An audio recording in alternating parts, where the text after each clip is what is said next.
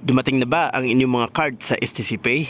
Pues kung dumating na, ito ang dapat mong malaman kung paano natin ito maililink sa ating STC Pay online apps. Panoorin mo lang ang video nito. Ang una lang natin gagawin ay pumunta tayo sa ating mga apps at buksan natin ito. At dito sa baba ay makikita nyo dito yung card. Click nyo lang yan.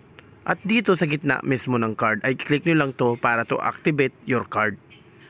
Then, to easy step kung paano natin ito ma-open. Continue lang natin at ipapalagay sa atin dito yung last 4 digit ng ating mga STC Pay card. Ganito yun. So, tinakpan ko lang para sa security natin. So, ilalagay lang natin yung card natin dito na last 4 digit. Then, continue natin. Yes. Then, terms and condition. Agree tayo sa terms and condition. Continue. At then, maya-maya ay may tatawag sa inyo for verification sa STC Pay mismo.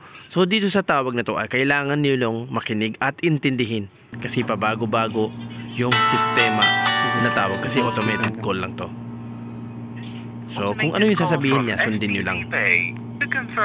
Kailangan alam nyo kung ano yung sinasabi nila. May ipapaklik sila sa inyo to activate your card. Sundin nyo lang. Sabi dito, press 8. Yun, to activate. Yun. Pagka-press natin ng ano na yun, ay activated na. So, ang susunod na mangyayari ay may darating na OTP. So, ipapaklik sa inyo lang to at ilalagay nyo lang dito sa inyong active. Your card is activated na.